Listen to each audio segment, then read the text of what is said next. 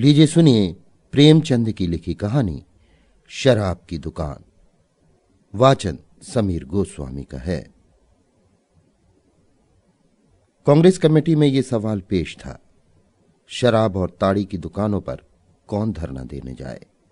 Committee के 25 member सिर झुकाए बैठे थे, पर किसी के मुंह से बात न निकलती थी। मामला बड़ा नाजुक था। पुलिस के हाथों गिरफ्तार हो जाना तो ज्यादा मुश्किल बात न थी। पुलिस के कर्मचारी अपनी जिम्मेदारियों को समझते हैं।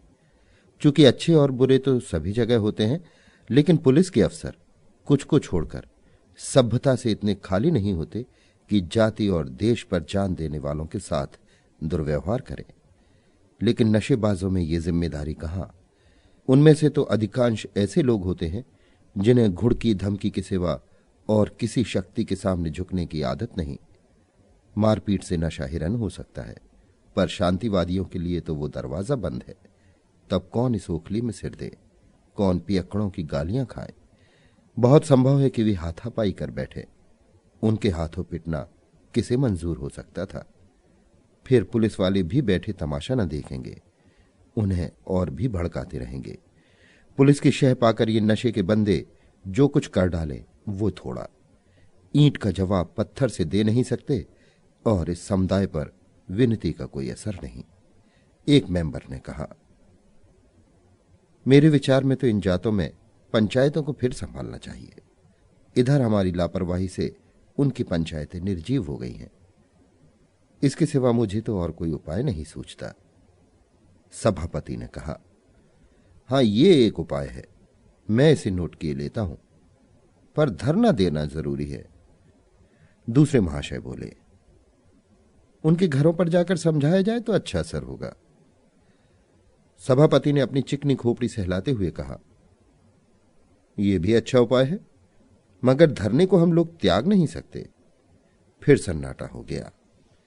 पिछली कतार में एक देवी भी मौन बैठी हुई थी। जब कोई मेंबर बोलता, वो एक नजर उसकी तरफ डालकर फिर सिर झुका लेती थी। यही कांग्रेस की लेडी मेंबर थी।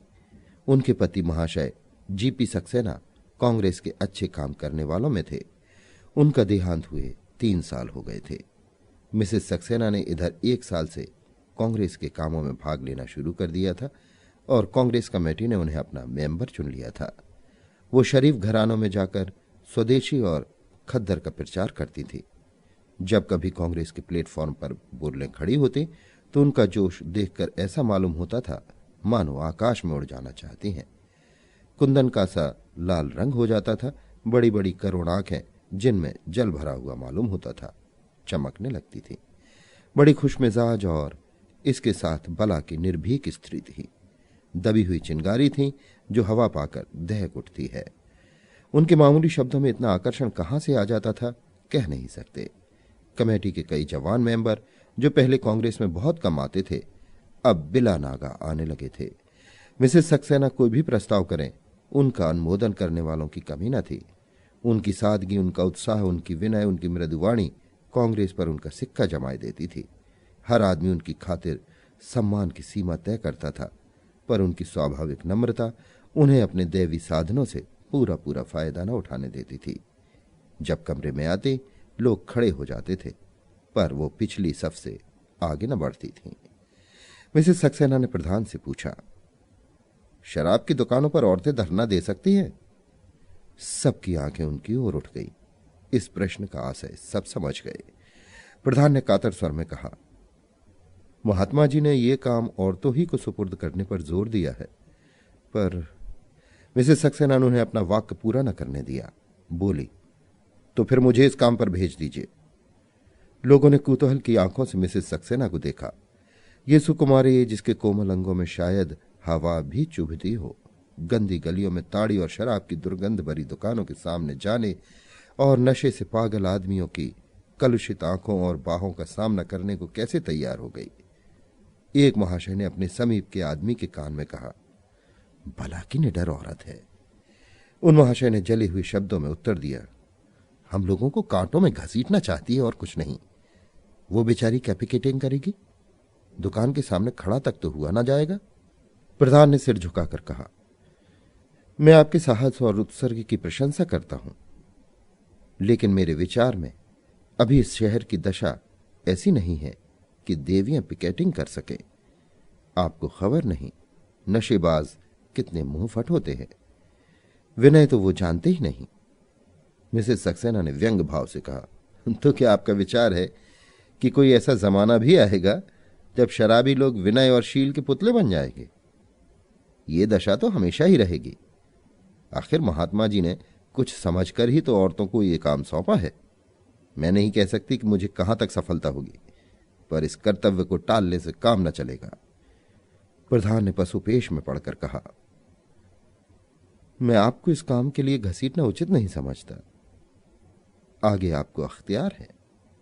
मिसेस सक्सेना ने जैसे विनय का आलिंगन करते हुए कहा, मैं आपके पास फरियाद लेकर ना आऊंगी कि मुझे फला आदमी ने मारा या गाली दी।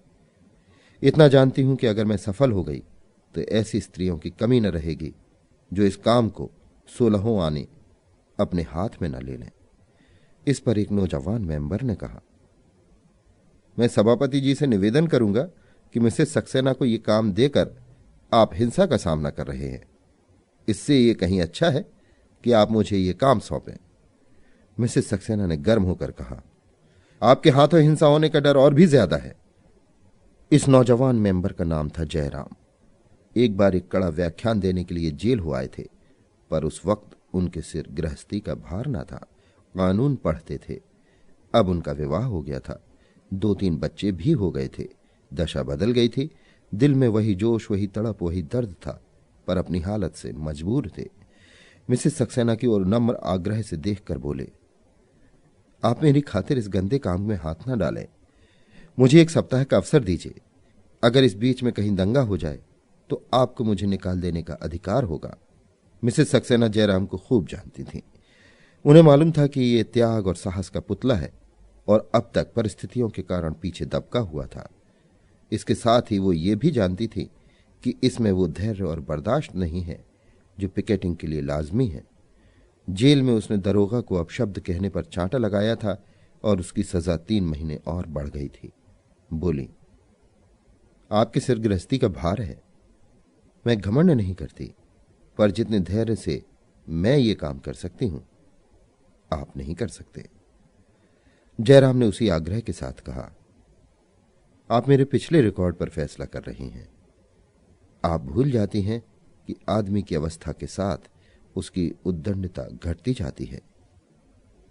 प्रधान ने कहा, मैं चाहता हूं महाशय जयराम इस काम को अपने हाथों में लें। जयराम ने प्रसन्न होकर कहा, मैं सच्चे हृदय से आपको धन्यवाद देता हूं। मिसेस सक्सेना ने निराश होकर कहा, महाशय जयराम, आपने मेरे साथ बड़ा अन्याय किया है और मैं इसे कभी क्षमा न करूंगी। आप लोगों ने इस बात का आज नया परिचय दे दिया कि पुरुषों के अधीन स्त्रियां अपने देश की सेवा भी नहीं कर सकती। दूसरे दिन तीसरे पहर जयराम 5 स्वयंसेवकों को लेकर बेगमगंज के शराब खाने की पिकेटिंग करने जा पहुंचा। ताड़ी और शराब दोनों की दुकानें मिली हुई थी। ठेकेदार भी एक ही था। दुकान के सामने सड़क की पटरी पर अंदर के आंगन में नशेबाजों की टोलियां विष और अमृत का आनंद लूट रही थी। कोई वहां अफलातून से कम न था। कहीं वीरता की डींग थी, कहीं अपने दान दक्षिणा के पचड़े, कहीं अपने बुद्धि कौशल का आलाप। अहंकार नशे का मुख्य रूप है, एक बूढ़ा शराबी कह रहा था। भैया जिंदगानी का भरोसा नहीं। हाँ, कोई भरोसा नहीं। मेरी बात मान लो, जिंदगानी का कोई भरोसा नहीं। वैसे ही खाना खिलाना याद रहेगा। धन दौलत जगह जमीन सब धरी रह जाएगी। 2 ताड़ी वालों में एक दूसरी बहस छिड़ी हुई थी। हम तुम रियाया हैं भाई, हमारी मजाल है कि सरकार हमारे सामने सिर उठा सके। अपने घर में बैठकर बादशाह को गालियां दे लो, लेकिन मैदान में आना कठिन है। कहाँ की बात भैया, सरकार तो बड़ी चीज है। लाल पगड़ी देखकर तो घर भाग जाते हो।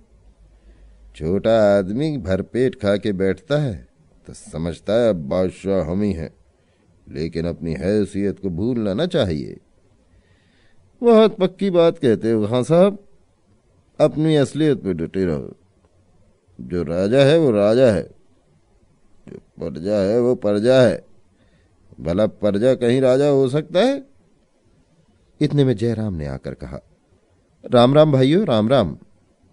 5-6 खद्दरदारी मनुष्यों को देखकर सभी लोग उनकी ओर शंका और कुतूहल से ताकने लगे। दुकानदार ने चुपके से अपने एक नौकर के कान में कुछ कहा और नौकर दुकान से उतरकर चला गया। जयराम ने झंडे को जमीन पर खड़ा करके कहा, भाइयों, महात्मा गांधी का हुक्म है कि आप लोग ताड़ी शराब ना पिए। जो रुपए आप यहाँ उड़ा देते हैं वो अगर अपने बाल बच्चों को खिलाने पिलाने में खर्च करें तो कितनी अच्छी बात हो। जरा देर के नशे के लिए आप बाल बच्चों को भूखों मारते हैं, गंदे घरों में रहते हैं, महाजन की गालियां खाते हैं। सोचिए, इस रुपए से आप अपने प्यारे बच्चों को कितने आराम से रख सकते हैं। एक बूढ़े शराबी ने अपने साथी से कहा, भैया है तो बुरी चीज, घर तबाह करके छोड़ देती है। मुदा इतनी उम्र पीते कट गई तब मरते दम क्या छोड़े। उसके साथी ने समर्थन किया, पक्की बात कहते हो चौधरी, जब इतनी उम्र पीते कट गई तब मरते दम क्या छोड़े। जयराम ने कहा, वाह चौधरी, यही तो उम्र है छोड़ने की। जवानी तो दीवानी होती है, उस वक्त सब कुछ मुआफ है। चौधरी ने तो कोई जवाब न दिया, लेकिन उसके साथी ने, जो काला मोटा बड़ी बड़ी मूछों वाला आदमी था, सरल आपत्ति के भाव से कहा, अगर पीना बुरा है तो अंग्रेज क्यों पीते हैं? जयराम वकील था, उससे बहस करना भीड़ के छत्ते को छेड़ना था। बोला, ये तुमने बहुत अच्छा सवाल पूछा भाई। अंग्रेजों के बाप दादा अभी 150-200 साल पहले लुटेरे थे। हमारे तुम्हारे बाप दादा ऋषि मुनि थे।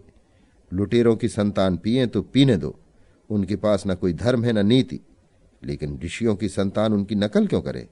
हम और तुम उन महात्माओं की संतान हैं जिन्होंने दुनिया को सिखाया, जिन्होंने दुनिया को आदमी बनाया। हम अपना धर्म छोड़ बैठे, उसी का फल है कि आज हम गुलाम हैं। लेकिन अब हमने गुलामी की जंजीरों को तोड़ने का फैसला कर लिया है। और एकाएक थानेदार और 4-5 कांस्टेबल आ खड़े हुए। थानेदार ने चौधरी से पूछा, ये लोग तुमको धमका रहे हैं? चौधरी ने खड़े होकर कहा, नहीं हुजूर, ये तो हमें समझा रहे हैं। कैसे प्रेम से समझा रहे हैं कि वाह। थानेदार ने जयराम से कहा, अगर यहां फिसाद हो जाए तो आप जिम्मेदार होंगे। जयराम, मैं उस वक्त तक जिम्मेदार हूं जब तक आप ना रहें। आपका मतलब है मैं फिसाद कराने आया हूं? मैं ये नहीं कहता, लेकिन आप आए हैं तो अंग्रेजी साम्राज्य की अतुल शक्ति का परिचय जरूर ही दीजिएगा। जनता में उत्तेजना फैलेगी, तब आप पिल पड़ेंगे और 10-20 आदमियों को मार गिराएंगे। वही सब जगह होता है और यहां भी होगा। सब इंस्पेक्टर ने ओठ चबाकर कहा, मैं आपसे कहता हूं यहां से चले जाइए, वरना मुझे जाब्ते की कार्रवाई करनी पड़ेगी। जयराम ने अविचल भाव से कहा, और मैं कहता हूं कि आप मुझे अपना काम करने दीजिए। मेरे बहुत से भाई यहां जमा हैं और मुझे उनसे बातचीत करने का उतना ही हक है जितना आपको। इस वक्त तक सैकड़ों दर्शक जमा हो गए थे। दरोगा ने अफसरों से पूछे बगैर और कोई कार्रवाई करना उचित न समझा। अकड़ते हुए दुकान पर गए और कुर्सी पर पांव रखकर बोले, ये लोग तो मानने वाले नहीं हैं। दुकानदार ने गिड़गिड़ाकर कहा, हुजूर, मेरी तो बधिया बैठ जाएगी। दरोगा, 2-4 गुंडों को बुलाकर भगा क्यों नहीं देते? मैं कुछ ना बोलूंगा। हाँ, जरा एक बोतल अच्छी सी भेज देना। कल ना जाने क्या भेज दिया, कुछ मजा ही नहीं आया। थानेदार चला गया तो चौधरी ने अपने साथी से कहा, थानेदार कितना बिगड़ रहा था। सरकार चाहती है कि हम लोग खूब शराब पिए और कोई हमें समझाने ना पाए। शराब का पैसा भी तो सरकार ही में जाता है। कल्लू ने दार्शनिक भाव से कहा, हर एक बहाने से पैसा खींचते हैं सब। चौधरी, तो फिर क्या सलाह है तो बुरी चीज। कल्लू, बहुत बुरी चीज है भैया, महात्मा जी का हुक्म है तो छोड़ ही देना चाहिए। चौधरी, अच्छा तो ये लो, आज से अगर पिए तो दोगला। ये कहते हुए चौधरी ने बोतल जमीन पर पटक दी। आधी बोतल शराब जमीन पर बहकर सूख गई। जयराम को शायद जिंदगी में कभी इतनी खुशी न हुई थी। जोर जोर से तालियां बजाकर उछल पड़े। उसी वक्त दोनों ताड़ी पीने वालों ने भी महात्मा जी की जय पुकारी और अपनी हाड़ी जमीन पर पटक दी। एक स्वयंसेवक ने लपक कर फूलों की माला ली और चारों आदमियों के गले में डाल दी। सड़क की पटरी पर कई नशेबाज बैठे इन चारों आदमियों की तरफ उस दुर्बल भक्ति से ताक रहे थे जो पुरुषार्थहीन मनुष्यों का लक्षण है। वहां एक भी ऐसा व्यक्ति न था जो अंग्रेजों की मांस मदिरा या ताड़ी को जिंदगी के लिए अनिवार्य समझता हो और उसके बगैर जिंदगी की कल्पना भी न कर सके। सभी लोग नशे को दूषित समझते थे, केवल दुर्बलेंद्रिय होने के कारण नित्य आकर पी जाते थे। चौधरी जैसे घाघ पियक्कड़ को बोतल पटकते देखकर उनकी आंखें खुल गईं। एक मरियल दाढ़ी वाले आदमी ने आकर चौधरी की पीठ ठोकी। चौधरी ने उसे पीछे ढकेल कर कहा, पीठ क्यों ठोकते हो जी? जाकर अपनी बोतल पटक दो। दाढ़ी वाले ने कहा, आज और पी लेने दो चौधरी, अल्लाह जानता है कल से इधर भूल कर भी ना आऊंगा। चौधरी, जितनी बची हो उसके पैसे हमसे ले लो, घर जाकर बच्चों को मिठाई खिला देना। दाढ़ी वाले ने जाकर बोतल पटक दी और बोला, लो तुम भी क्या कहोगे, अब तो हुए खुश। चौधरी, अब तो न पियोगे कभी? दाढ़ी वाले ने कहा, अगर तुम न पियोगे तो मैं भी न पीऊंगा। जिस दिन तुमने पी उसी दिन फिर शुरू कर दी। चौधरी की तत्परता ने दुराग्रह की जड़ें हिला दी। बाहर अभी 5-6 आदमी और थे। वे सचेत निर्लज्जता से बैठे हुए अभी तक पीते जाते थे। जयराम ने उनके सामने जाकर कहा, भाइयों, आपके 5 भाइयों ने अभी आपके सामने अपनी अपनी बोतल पटक दी, क्या आप उन लोगों को बाजी जीत ले जाने देंगे? एक ठिगने काले आदमी ने, जो किसी अंग्रेज का खानसामा मालूम होता था, लाल लाल आंखें निकालकर कहा, हम पीते हैं तुमसे मतलब, तुमसे भीख मांगने तो नहीं जाते। जयराम ने समझ लिया अब बाजी मार ली। गुमराह आदमी जब विवाद करने पर उतर आए तो समझ लो वो रास्ते पर आ जाएगा। चुप्पायब वो चिकना घड़ा है जिस पर किसी बात का असर नहीं होता। जयराम ने कहा, अगर मैं अपने घर में आग लगाऊं तो क्या उसे देखकर आप मेरा हाथ न पकड़ लेंगे? मुझे तो इसमें रत्ती भर संदेह नहीं कि आप मेरा हाथ ही न पकड़ लेंगे, बल्कि मुझे वहां से जबरदस्ती खींच ले जाएंगे। चौधरी ने खानसामा की तरफ मुग्ध आंखों से देखा, मानो कह रहा है, इसका तुम्हारे पास क्या जवाब है? और बोला, जमादार, अब इसी बात पर बोतल पटक दो। खानसामा ने जैसे काट खाने के लिए दांत तेज कर लिए और बोला, बोतल क्यों पटक दूं? पैसे नहीं दिए हैं। चौधरी परास्त हो गया। जयराम से बोला, इन्हें छोड़िए बाबूजी, ये लोग इस तरह मानने वाले असामी नहीं। आप इनके सामने जान भी दे दें तो शराब न छोड़ेंगे। हां, पुलिस की एक घुड़की पा जाए तो फिर कभी इधर भूल कर भी ना आए। खानसामा ने चौधरी की ओर तिरस्कार के भाव से देखा, जैसे कह रहा हो, क्या तुम समझते हो मैं ही मनुष्य हूं, ये सब पशु हैं? फिर बोला, तुमसे क्या मतलब है जी, क्यों बीच में कूदे पड़ते हो? मैं तो बाबूजी से बात कर रहा हूं।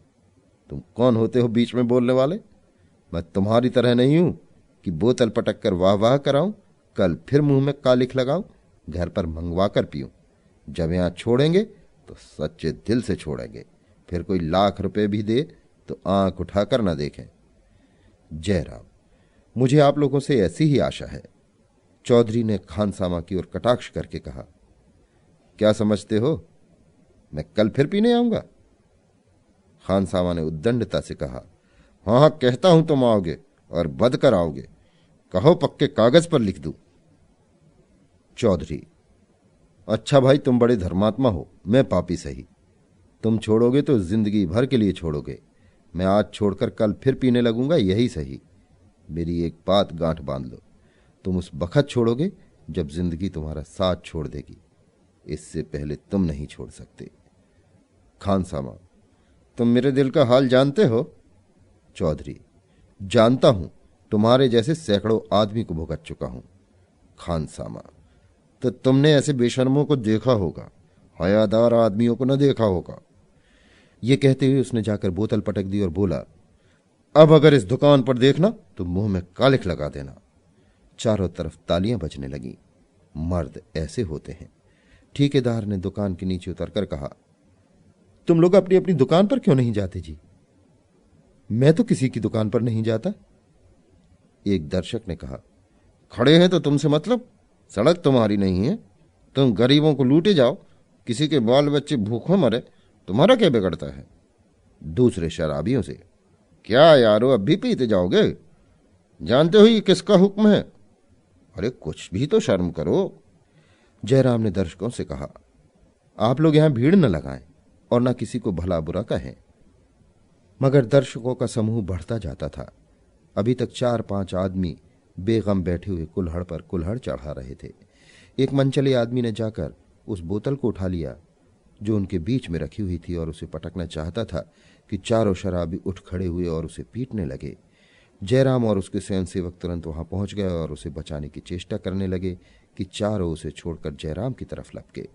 दर्शकों ने देखा कि जयराम पर मार पड़ा चाहती है तो कई आदमी झल्लाकर उन चारों शराबियों पर टूट पड़े, लातें, घूंसे और डंडे चलाने लगे। जयराम को इसका कुछ अवसर न मिलता था कि किसी को समझाए। दोनों हाथ फैलाए उन चारों के वारों से बच रहा था। वो चारों भी आपे से बाहर होकर दर्शकों पर डंडा चला रहे थे। जयराम दोनों तरफ से मार खाता था। शराबियों के वार भी उस पर पड़ते थे, तमाशाइयों के वार भी उस पर पड़ते थे, पर वो उनके बीच से न हटता था। अगर वो इस वक्त अपनी जान बचाकर हट जाता तो शराबियों की खैरियत न थी, इसका दोष कांग्रेस पर पड़ता। वो कांग्रेस को इस आक्षेप से बचाने के लिए अपने प्राण देने पर तैयार था। मिसेस सक्सेना को अपने ऊपर हंसने का मौका न देना चाहता था। आखिर उसके सिर पर डंडा इस जोर से पड़ा कि वो सिर पकड़कर बैठ गया। आंखों के सामने तितलियां उड़ने लगी। फिर उसे होश न रहा। जयराम सारी रात बेहोश पड़ा रहा। दूसरे दिन सुबह को जब उसे होश आया तो सारी देह में पीड़ा हो रही थी और कमजोरी इतनी थी कि रह रहकर जी डूबता जाता था। एकाएक सिराहने की तरफ आंख उठ गई तो मिसेस सक्सेना बैठी नजर आई। उन्हें देखते ही स्वयंसेवकों के मना करने पर भी उठ बैठा। दर्द और कमजोरी दोनों जैसे गायब हो गईं। एक एक अंग में स्फूर्ति दौड़ गई। मिसेस सक्सेना ने उसके सिर पर हाथ रखकर कहा, आपको बड़ी चोट आई, इसका सारा दोष मुझ पर है। जयराम ने भक्तिमय कृतज्ञता के भाव से देखकर कहा, चोट तो ऐसी ज्यादा न थी, इन लोगों ने बरबस पट्टी सट्टी बांधकर जख्मी बना दिया। मिसेस सक्सेना ने ग्लानित होकर कहा, मुझे आपको न जाने देना चाहिए था। जयराम, आपका वहां जाना उचित न था। मैं आपसे अब भी यही अनुरोध करूंगा कि उस तरफ न जाइएगा। मिसेस सक्सेना ने जैसे उन बाधाओं पर हंसकर कहा, वाह, मुझे आज से वहां पिकेट करने की आज्ञा मिल गई है। आप मेरी इतनी विनय मान जाइएगा। शोधों के लिए आवाज कसना बिल्कुल मामूली बात है। मैं आवाजों की परवाह नहीं करती। तो फिर मैं भी आपके साथ चलूंगा। आप इस हालत में? मिसेस सक्सेना ने आश्चर्य से कहा, मैं बिल्कुल अच्छा हूं, सच। ये नहीं हो सकता। जब तक डॉक्टर ये न कह देगा कि आप वहां जाने के योग्य हैं, आपको न जाने दूंगी, किसी तरह नहीं। तो मैं भी आपको न जाने दूंगा। मिसेस सक्सेना ने मृदु व्यंग्य के साथ कहा, आप भी अन्य पुरुषों की भांति स्वार्थ के पुतले हैं। सदा यश खुद लूटना चाहते हैं, औरतों को कोई मौका नहीं देना चाहते। कम से कम ये तो देख लीजिए कि मैं भी कुछ कर सकती हूं या नहीं। जयराम ने व्यथित कंठ से कहा, जैसी आपकी इच्छा। तीसरे पहर मिसेस सक्सेना 4 स्वयंसेवकों के साथ बेगमगंज चली। जयराम आंखें बंद किए चारपाई पर पड़ा था। शोर सुनकर चौंका और अपनी स्त्री से पूछा, ये कैसा शोर है? स्त्री ने खिड़की से झांक कर देखा और बोली, वो औरत जो कल आई थी झंडा लिए कई आदमियों के साथ जा रही है। इसे शर्म भी नहीं आती। जयराम ने उसके चेहरे पर क्षमा की दृष्टि डाली और विचार में डूब गया। फिर वो उठ खड़ा हुआ और बोला, मैं भी वहीं जाता हूं। स्त्री ने उसका हाथ पकड़कर कहा, अभी कल मार खाकर आए हो, आज फिर जाने की सूझी? जयराम ने हाथ छुड़ाकर कहा, तुम उसे मार कहती हो, मैं उसे उपहार समझता हूं। स्त्री ने उसका रास्ता रोक लिया। कहती हूं तुम्हारा जी अच्छा नहीं है, मत जाओ। क्यों मेरी जान की ग्राहक हुए हो? उसकी देह में हीरे नहीं जड़े हैं जो वहां कोई नोच लेगा। जयराम ने मिन्नत करके कहा, मेरी तबीयत बिल्कुल अच्छी है चम्मू, अगर कुछ कसर है तो वो भी मिट जाएगी। भला सोचो ये कैसे मुमकिन है कि एक देवी उन शोहदों के बीच में पिकेटिंग करने जाए और मैं बैठा रहूं। मेरा वहां रहना जरूरी है। अगर कोई बात आ पड़ी तो कम से कम मैं लोगों को समझा तो सकूंगा। चम्मू ने जलकर कहा, यह क्यों नहीं कहते कि कोई और ही चीज खींच लिए जाती है। जयराम ने मुस्कुराकर उसकी ओर देखा, जैसे कह रहा हो, ये बात तुम्हारे दिल से नहीं कंठ से निकल रही है, और कतरा कर निकल गया। फिर द्वार पर खड़ा होकर बोला, शहर में 3 लाख से कुछ ही कम आदमी हैं। कमेटी में 30 मेंबर हैं, मगर सब के सब जी चुरा रहे हैं। लोगों को अच्छा बहाना मिल गया कि शराब खानों पर धरना देने के लिए स्त्रियों ही की जरूरत है। आखिर क्यों स्त्रियों ही को इस काम के लिए उपयुक्त समझा जाता है? इसलिए कि मर्दों के सिर भूत सवार हो जाता है, और जहां नम्रता से काम लेना चाहिए वहां लोग उग्रता से काम लेने लगते हैं। वे देवियां क्या ऐसी योग्य हैं कि शौहदों की फिक्र सुने और उनकी कुदृष्टि का निशाना बने? कम से कम मैं ये नहीं देख सकता। वो लंगड़ाता हुआ घर से निकल पड़ा। चम्मू ने फिर उसे रोकने का प्रयास नहीं किया। रास्ते में एक स्वयं सेवक मिल गया। जयराम ने उसे साथ लिया और एक तांगे पर बैठकर चला। शराब खाने से कुछ दूर इधर एक लेमनेड बर्फ की दुकान थी। उसने तांगे को छोड़ दिया और वॉलेंटियर को शराब खाने भेजकर खुद उसी दुकान में जा बैठा। दुकानदार ने लेमनेड का एक गिलास उसे देते हुए कहा, बाबूजी, कल वाले 4 बदमाश आज फिर आए हुए हैं। आपने न बचाया होता तो आज शराब या ताड़ी की जगह हल्दी गुड़ पीते होते। जयराम ने गिलास लेकर कहा, तुम लोग बीच में न कूद पड़ते तो मैंने उन सबों को ठीक कर लिया होता। दुकानदार ने प्रतिवाद किया, नहीं बाबूजी, वो सब छटे हुए गुंडे हैं। मैं तो उन्हें अपनी दुकान के सामने खड़ा भी नहीं होने देता। चारों 3-3 साल काट आए हैं। अभी 20 मिनट भी न गुजरे होंगे कि एक स्वयं सेवक आकर खड़ा हो गया। जयराम ने संचित होकर पूछा, कहो वहां क्या हो रहा है? स्वयं सेवक ने ऐसा मुंह बना लिया जैसे वहां की दशा कहना वो उचित नहीं समझता, और बोला, कुछ नहीं, देवी जी आदमियों को समझा रही हैं। जयराम ने उसकी ओर अमृत नेत्रों से ताका, मानो कह रहे हो, बस इतना ही? इतना तो मैं जानता ही था। स्वयंसेवक ने एक क्षण बाद फिर कहा, देवियों का ऐसे शौहदों के सामने जाना अच्छा नहीं। जयराम ने अधीर होकर पूछा, साफ साफ क्यों नहीं कहते? क्या बात है? स्वयंसेवक डरते डरते बोला, सबके सब उनसे दिल लगी कर रहे हैं। देवियों का यहां आना अच्छा नहीं। जयराम ने और कुछ न पूछा। डंडा उठाया और लाल लाल आंखें निकाले बिजली की तरह कौंध कर शराब खाने के सामने जा पहुंचा और मिसेस सक्सेना का हाथ पकड़कर पीछे हटाता हुआ शराबियों से बोला, अगर तुम लोगों ने देवियों के साथ जरा भी गुस्ताखी की तो तुम्हारे हक में अच्छा न होगा। कल मैंने तुम लोगों की जान बचाई थी, आज इसी डंडे से तुम्हारी खोपड़ी तोड़कर रख दूंगा। उसके बदले हुए तेवर देखकर सबके सब नशेबाज घबरा गए। वे कुछ कहना चाहते थे कि मिसेस सक्सेना ने गंभीर भाव से पूछा, आप यहां क्यों आए? मैंने तो आपसे कहा था अपनी जगह से नहीं लिएगा। मैंने तो आपसे मदद न मांगी थी। जयराम ने लज्जित होकर कहा, मैं इस नियत से नहीं आया था, एक जरूरत से इधर आ निकला था। ये जमाव देखकर आ गया। मेरे ख्याल में आप यहां से चलें। मैं आज कांग्रेस कमेटी में ये सवाल पेश करूंगा कि इस काम के लिए पुरुषों को भेजें। मिसेस सक्सेना ने तीखे स्वर में कहा, आपके विचार में दुनिया के सारे काम मर्दों के लिए हैं? जयराम, मेरा ये मतलब न था। मिसेस सक्सेना, तो आप जाकर आराम से लेटें और मुझे अपना काम करने दें। जयराम वहीं सिर झुकाए खड़ा रहा। मिसेस सक्सेना ने पूछा, अब आप क्यों खड़े हैं? जयराम ने विनीत स्वर में कहा, मैं भी यहीं एक किनारे खड़ा रहूंगा। मिसेस सक्सेना ने कठोर स्वर में कहा, जी नहीं, आप जाएं। जयराम धीरे धीरे लदी हुई गाड़ी की भांति चला और आकर फिर उसी लेमनेट की दुकान पर बैठ गया। उसे जोर की प्यास लगी थी। उसने एक गिलास शरबत बनवाया और सामने मेज पर रखकर विचार में डूब गया, मगर आंखें और कान उसी तरफ लगे हुए थे। जब कोई आदमी दुकान पर आता वो चौंक कर उसकी तरफ ताकने लगता। वहां कोई नई बात तो नहीं हो गई। कोई आध घंटे बाद वही स्वयंसेवक फिर डरा हुआ सा आकर खड़ा हो गया। जयराम ने उदासीन बनने की चेष्टा करके पूछा, वहां क्या हो रहा है जी? स्वयंसेवक ने कानों पर हाथ रखकर कहा, मैं कुछ नहीं जानता बाबूजी, मुझसे कुछ न पूछिए। जयराम ने एक साथ ही नम्र और कठोर होकर पूछा, फिर कोई छेड़छाड़ हुई? स्वयंसेवक, जी नहीं, कोई छेड़छाड़ नहीं हुई। एक आदमी ने देवी जी को धक्का दे दिया। वे गिर पड़ी। जयराम निस्पंद बैठा रहा, पर उसके अंतराल में भूकंप सा मचा हुआ था। बोला, उनके साथ के स्वयंसेवक क्या कर रहे हैं? खड़े हैं, देवी जी उन्हें बोलने ही नहीं देती। तो क्या बड़े जोर से धक्का दिया? जी हां, गिर पड़ी, घुटने में चोट आ गई। वे आदमी साथ पी रहे थे। जब एक बोतल उड़ गई तो उनमें से एक आदमी दूसरी बोतल लेने चला।